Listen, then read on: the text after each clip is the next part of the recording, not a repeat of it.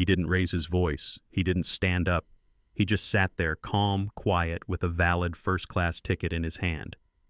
But the flight attendant didn't ask for proof. She looked at his hoodie, his skin, and decided he didn't belong. Then in front of everyone, she slapped him. What she didn't know. The man sitting just 5 rows behind wasn't just another passenger. He was his father, and the CEO of the entire airline. This wasn't just a bad decision. It was the moment a multi-billion-dollar company was forced to take a long, hard look at what it really stood for. Before we begin this powerful story, drop a comment and tell us where in the world you're watching from. And if you believe dignity shouldn't come with a price tag, don't forget to like, subscribe, and turn on the bell, because this is one story you'll never forget. Caleb Williams sat quietly near Gate B-19 at Dallas-Fort Worth International Airport, his backpack tucked neatly at his feet, a boarding pass folded once inside the sleeve of his hoodie. At 16, he had the posture of someone used to being quiet in public spaces, shoulders slightly hunched, headphones resting around his neck, eyes lowered, but alert. He wasn't trying to draw attention. Still, he could feel a few eyes on him. It wasn't new. He was a black teenager in sneakers and a navy hoodie waiting in the first-class boarding area. That alone for some people felt like a question, but Caleb didn't flinch under their gaze. He had been taught better than that. Beside him sat Lisa Grant, his family's longtime caretaker.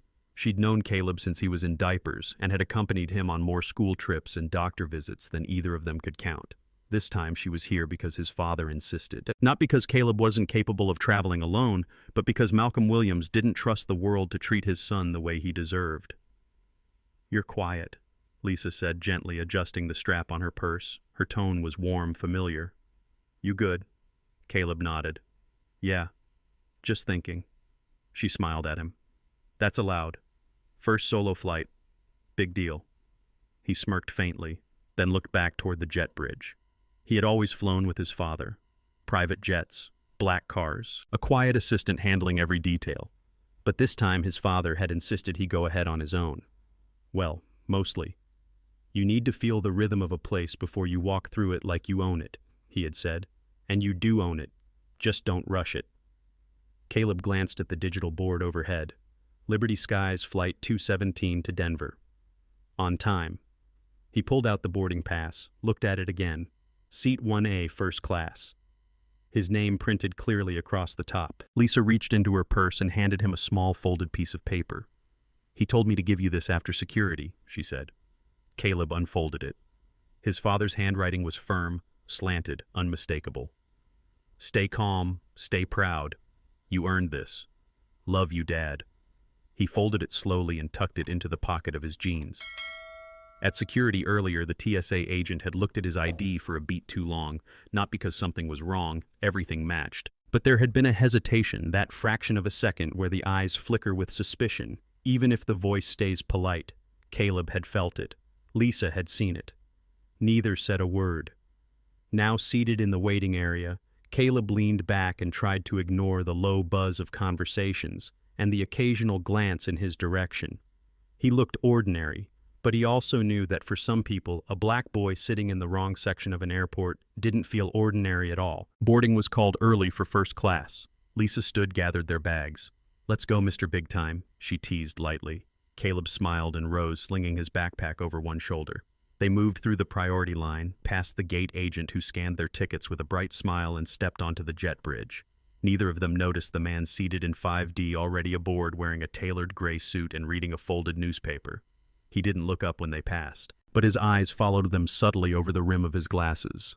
Malcolm Williams never traveled without knowing exactly what surrounded his son. Today he was watching quietly, letting Caleb believe this was his first time flying without him, because the world doesn't always announce itself before it decides who belongs. And Malcolm wanted to be close when it did. Jessica Miller had worked the first-class cabin for 8 years. She prided herself on precision. Every interaction polite, every tray perfect, every smile calculated. She could tell which passengers wanted champagne before takeoff and which preferred to be left alone. She could read people, or so she believed. She stood at the front of the cabin near the galley as the early boarders began to trickle in, suits and briefcases, perfume trailing behind them, soft greetings exchanged. "Welcome aboard," she said smoothly to a silver-haired couple. "Can I help you with your coat?" Her tone was warm, practiced, effortless. Then Caleb stepped through the doorway. Jessica's smile faltered just slightly. He was young, 16 at most, black, wearing a hoodie and carrying a backpack that looked more suited for gym class than a business lounge. He moved quietly, didn't look around much. His eyes scanned the seat numbers until he stopped in front of 1A. Jessica didn't speak at first. She just watched. The boy placed his bag under the seat and sat down, pulling out his headphones but not putting them on. He looked comfortable, maybe even confident, but something about it made her uneasy. Not loud, not disrespectful, just off. Lisa, seated beside him in 1B, gave her a small, polite nod. "Good morning."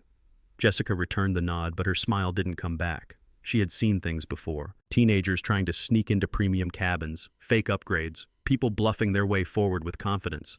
One time, years ago, she had caught a man with a forged first-class boarding pass that had earned her a formal commendation. Since then, she'd trusted her gut, and something about this felt familiar. As Caleb adjusted his seatbelt, a man across the aisle in 2C, a tan-skinned executive with a sharp blue tie and expensive shoes, glanced up from his phone and took in the sight of him. He stared for a beat too long, then scoffed quietly under his breath and returned to his screen. Not loud enough to be called rude, but loud enough to register. Jessica noticed. So did Caleb. He didn't say anything, didn't react. He just looked straight ahead and took a slow breath. He was used to that kind of glance. He had seen it in department stores, on sidewalks, even in school hallways when he wore his hoodie instead of a collared shirt. It was the kind of look that said, "You don't belong here," without ever saying it out loud. Jessica turned away and walked toward the galley, busying herself with pre-departure checks, but her mind stayed on 1A. She looked at the manifest again, her fingers hovering just a little longer over the first-class section. There it was, Williams Caleb, seat 1A. Still, she made a small note on her checklist, just in case. Back in his seat, Caleb caught the exchange of looks between the man in 2C and Jessica. He wasn't surprised. He had done everything right. Followed instructions, presented his boarding pass, thanked the agent. And still he felt it. That pull of attention, that unspoken question in people's eyes. "Are you sure this is your seat?" He shifted in his chair, opened his book, and tried to lose himself in the words. But the air felt different now. Not hostile, not overt, just watching. And he had learned long ago what it meant when people started watching. Jessica lingered by the galley, her eyes drifting to the manifest again, then toward seat 1A. She told herself she wasn't acting on assumption, just caution, just professionalism. But the unease was spreading now, rooted deeper than instinct, more personal than policy. He didn't look like a first-class passenger, and that stuck with her. She took a breath, steadied her hands, and walked down the aisle. Caleb looked up just as she arrived. His book still rested on his lap, open but unread. Lisa noticed her first and offered a polite smile, unaware of the tension already radiating from the flight attendant's frame. "Can I help you?" Lisa asked. Jessica's tone was clipped. "I need to see his boarding pass." Lisa blinked. "We showed it at the gate. He's in 1A. It's on your manifest." "I need to see it again," Jessica repeated. Caleb hesitated, unsure what was happening, but slowly reached into his pocket. Lisa beat him to it. She retrieved the pass from her tote and extended it, still calm. "Here it is. Everything's in order." Jessica took it, but barely glanced. She flipped it once, then twice, like waiting for something to jump out and prove her right. "It doesn't matter what this says," she muttered. "This seat is reserved for first class." Lisa's brows furrowed. "It is first class, and so is he." A murmur rippled from the nearby rows. The man in 2C looked up again, raising an eyebrow. Caleb stayed still, back, pressed against the seat, hands resting flat on his thighs. Jessica leaned forward slightly, her voice rising. "Young man, you need to stop playing games. If you don't move to the correct section, I'll have to involve security." Caleb's voice barely rose above a whisper. "But this is my seat." He said it slowly, not defiantly, not with attitude, just with quiet conviction.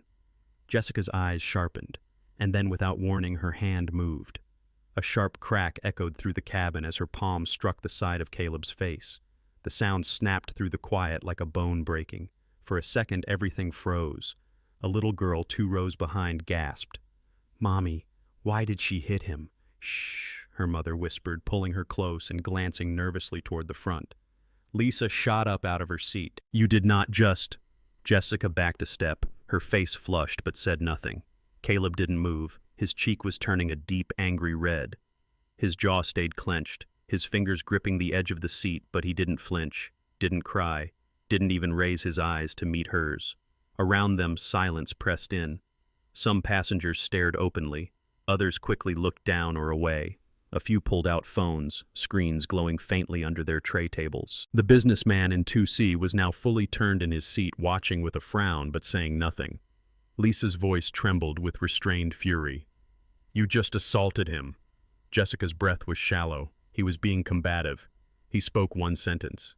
Lisa snapped. "That's not combative. That's existing." No one moved to intervene. No one said a word. But the air in the cabin had changed. Something had shifted subtly but irreversibly. Caleb finally looked up, not at Jessica, but at the front of the plane. And for the first time, something in his stillness felt louder than any scream. Caleb didn't say a word.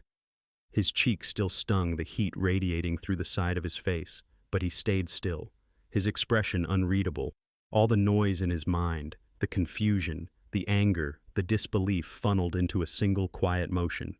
He reached into the front pocket of his hoodie and pulled out his phone. No shaking hands, no rush, just precision. He opened his messages and typed, "She slapped me.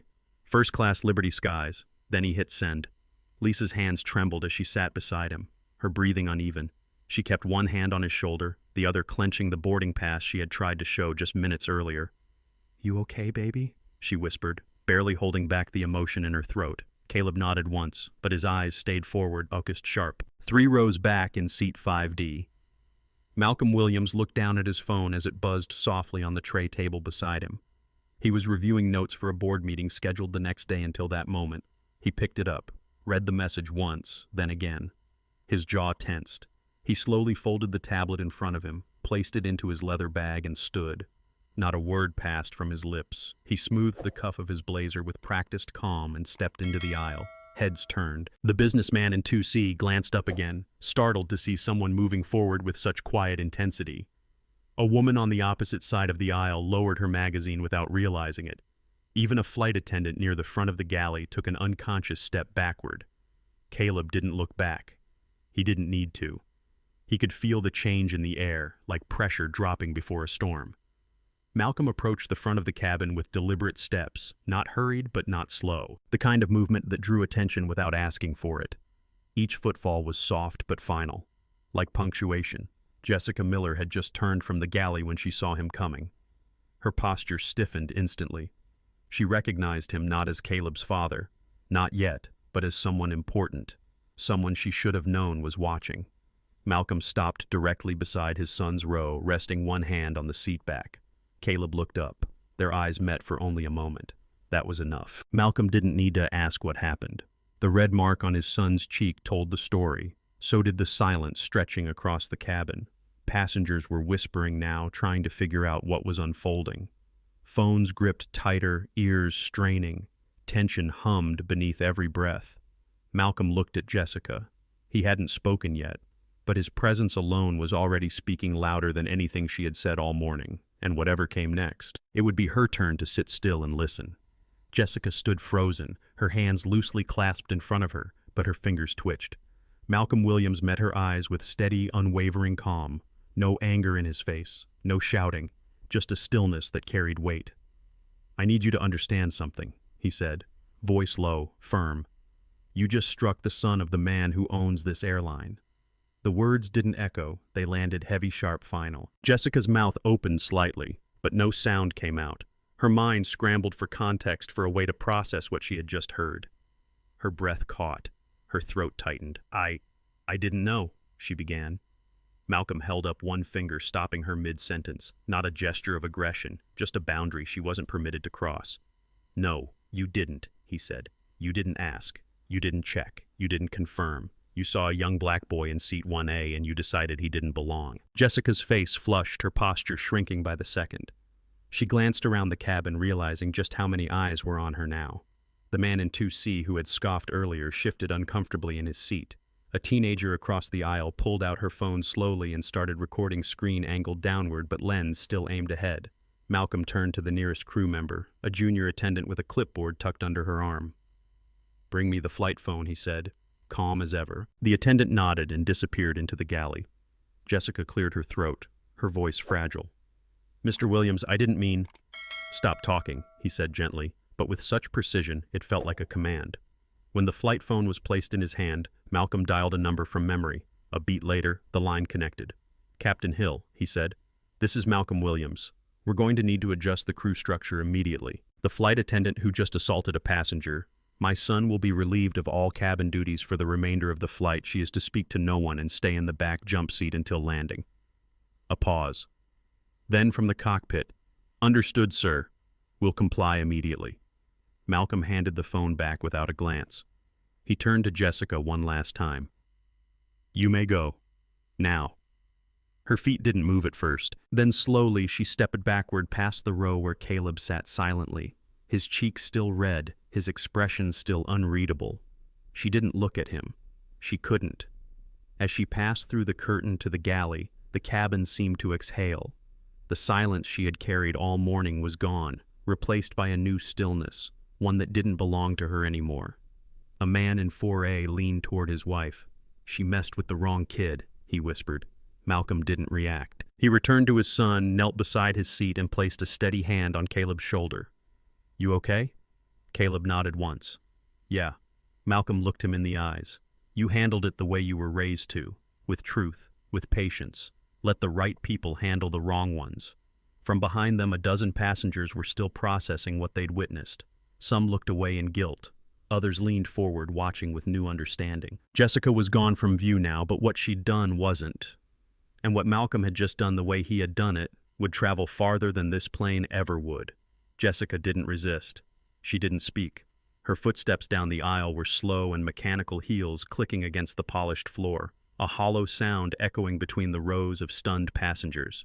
She didn't look left or right, just stared straight ahead, as if the walls had closed in and the only safe place left was far away from everyone.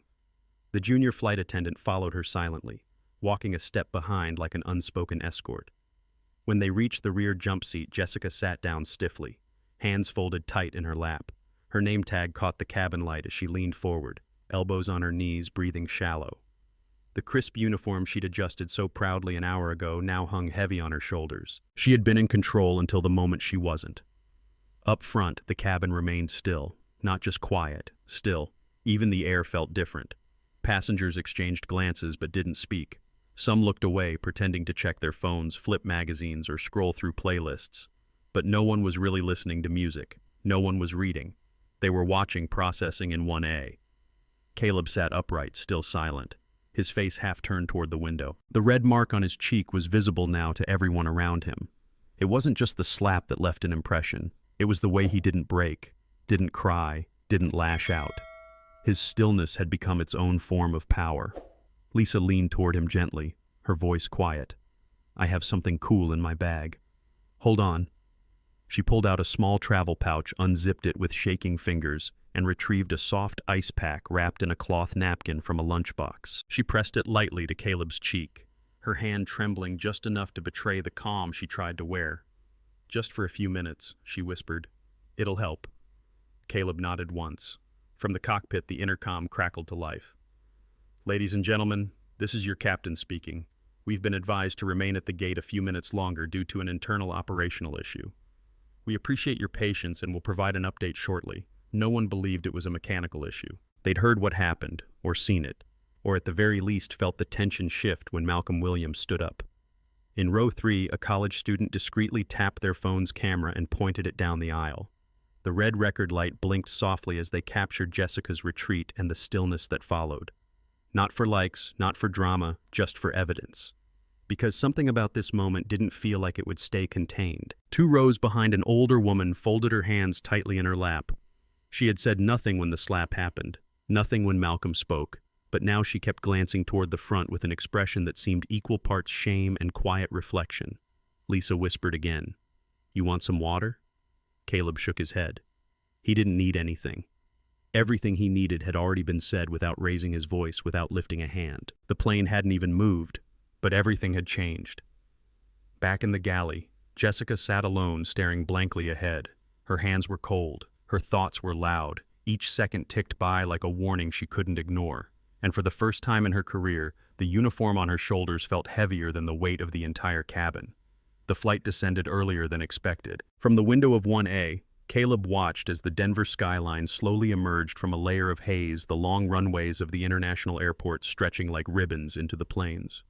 He felt the wheels thud softly beneath the aircraft.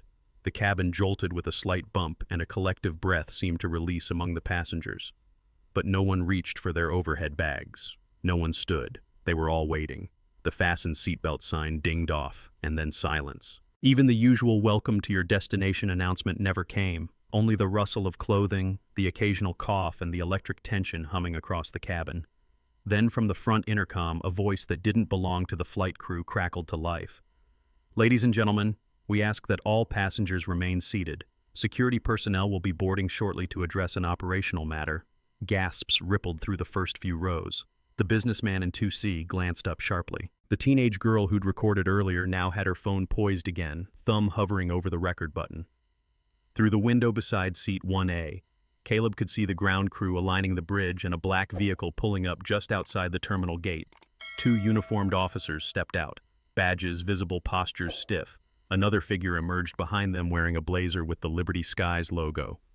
Lisa exhaled beside him.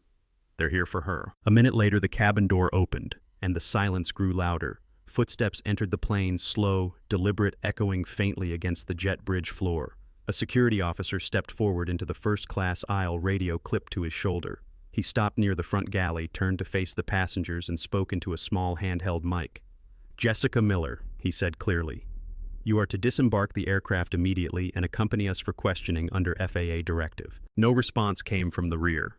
Then slowly Jessica stood. Every eye turned to the back of the plane. Her hair was disheveled now. Her once crisp collar sat askew. She walked forward one small step at a time, her head low, hands clasped in front of her. No one spoke, until someone did. A quiet clap, from row 4, then another in 6B. Within seconds, half the cabin was applauding, not with joy, not with mockery, but with a slow, solemn rhythm. A public acknowledgement that what happened on this flight had not gone unseen. Not this time. Jessica's face was pale. She didn't look left or right. She didn't wave. She didn't cry. She just walked the length of the aisle, shame thick around her like fog. The applause followed her like a drumbeat. Phones recorded. Eyes followed. And in seat 1A, Caleb sat still. He didn't lift his head, didn't join the applause, didn't even blink. He didn't have to. His silence said everything. As Jessica reached the front galley, the security officer stepped aside.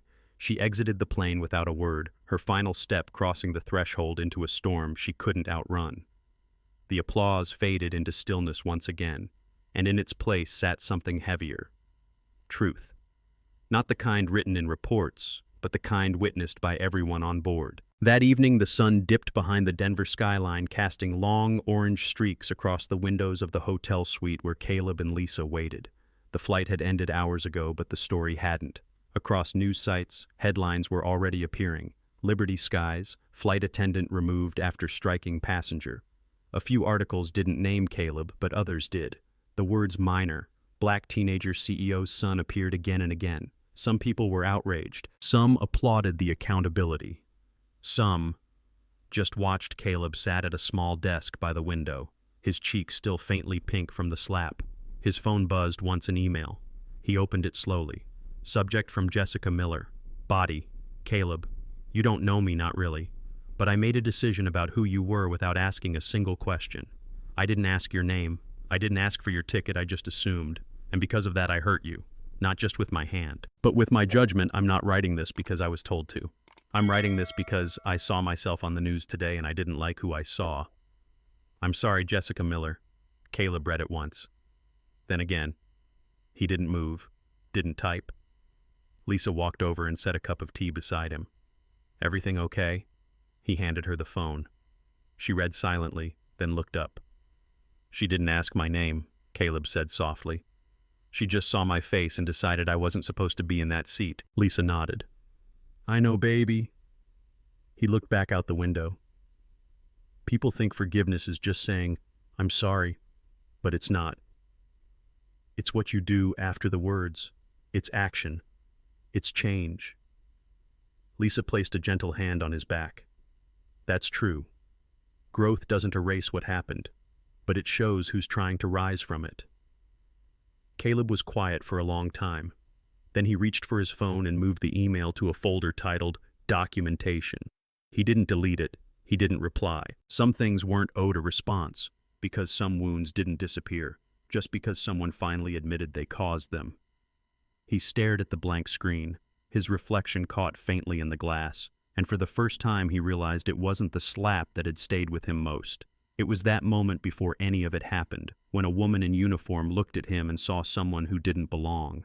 That was the scar, not loud but lasting, and it was why he'd never forget. 1 week later, inside Liberty Sky's corporate headquarters in downtown Chicago, Malcolm Williams stood before a wall of glass overlooking the skyline. In his hand was a thick binder policy, updates, legal reviews, internal communications. On the cover, in bold lettering, were 5 words that hadn't existed a week earlier: the Caleb Williams Passenger Dignity Act. He placed it on the boardroom table with care. Then he looked up at the room filled with executives, directors, and department heads. "We are no longer debating what happened," Malcolm said. "We are deciding who we become next." Around the room, heads nodded. Some eyes lowered. The reforms were swift. New crew guidelines were drafted and signed into policy within 72 hours of the incident. They outlined clear zero-tolerance language for discriminatory behavior, mandatory verification procedures, and immediate reporting channels that bypassed standard hierarchy. Bias and dignity training, no longer annual and optional, was now mandatory, recurring and built around Caleb's case. In the crew lounge at Denver International, a poster had gone up overnight. Simple black lettering on a white background. Respect isn't assigned, it's owed. Caleb Williams Passenger Dignity Act. Some attendants stopped to read it. Others glanced and looked away. One leaned toward a colleague and whispered, "That's the boy from 1A, right?" Her coworker nodded. The one who didn't yell, the one who didn't fight, and still made the whole system stop. Reactions across the airline varied. Some felt shame for their silence on previous flights for the quiet prejudices they'd never examined. Some felt defensive, insisting they'd never do what Jessica did. Others, especially younger crew, felt awakened. It was one thing to talk about respect. It was another to see what happened when it was denied. At training facilities nationwide, facilitators walked employees through Caleb's story, using anonymized but detailed transcripts. The sessions weren't PowerPoints or checklists. They were conversations. Discomfort was encouraged. Excuses were not. Did you verify the passenger's ticket? No. Did you treat all passengers equally? No. Then what were you protecting, policy or power? The answers didn't come easily. At the end of each session, staff were handed a small card to keep in their uniform wallet. On it, the new code of conduct, and a line beneath it printed in silver ink, inspired by the actions of Caleb Williams. Back in Dallas, Caleb sat quietly beside Lisa in the living room as the national evening news ran a short segment. Liberty Skies introduces historic new passenger dignity reforms after a teen was wrongly removed and assaulted in first class.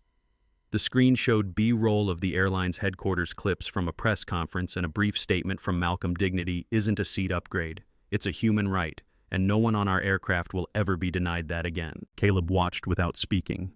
Lisa turned to him. "You did that?" Caleb shook his head gently. "No, I just didn't back down." She smiled softly. "Exactly."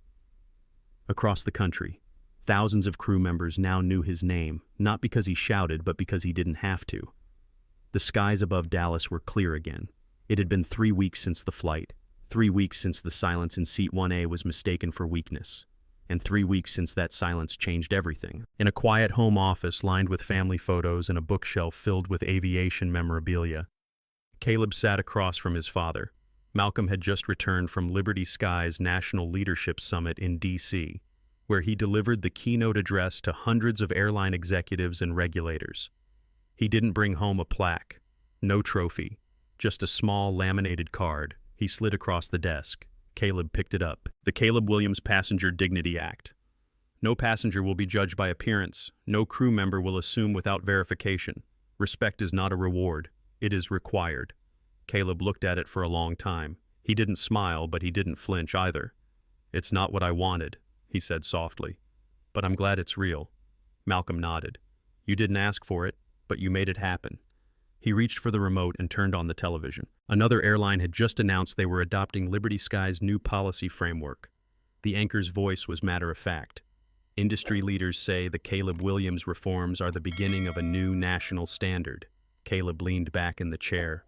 They know my name now. They do, Malcolm said. But it's not the name that matters. It's what they connect it to. Later that afternoon, Caleb walked out to the back porch, hoodie zipped halfway, phone in hand. He wasn't checking notifications. He wasn't interested in trending topics or reposts. He just scrolled to one message, the apology from Jessica. He hadn't deleted it. He hadn't replied. He read it one last time, then quietly archived it. Downstairs, Lisa called up, "Dinner's ready." He replied, "Coming," but didn't move right away. He stared out over the lawn as sunlight filtered through the trees. Somewhere a plane rumbled overhead, faint in the distance. The sound no longer made his chest tighten. Now it just reminded him of what had happened and what had changed. He didn't need a first-class seat to prove anything. He didn't need applause or headlines. What mattered was that the next time a kid sat quietly in 1A or 27C, they wouldn't have to brace for judgment. They wouldn't have to wonder if someone would question their right to be there because someone already had, because he already had, and because now the entire system had been forced to listen. As Caleb stepped back inside, Malcolm stood at the bottom of the stairs watching him. "You okay?" he asked. Caleb paused, then nodded. "Yeah, I'm good." He wasn't angry anymore. He wasn't confused. He wasn't trying to be heard. He had already been heard louder than most people who ever raised their voice.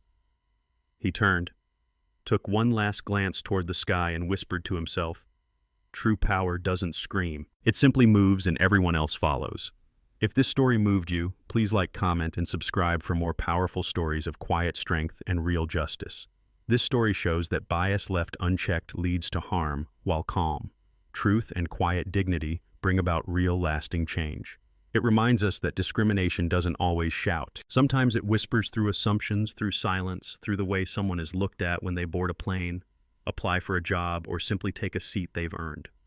And yes, these moments still happen. In schools, in boardrooms, in everyday spaces, like airports and customer service lines. In our personal lives, we should pause before we judge and speak when silence becomes complicity. In the workplace, we must build systems that see people for who they are, not what others expect. And as a community, we must hold each other accountable for fairness, respect, and truth. Because by practicing respect, humility, and courage, we don't just change policies, we change the culture. We make space for every young person, every quiet voice to take their seat without fear, and to be seen for who they truly are.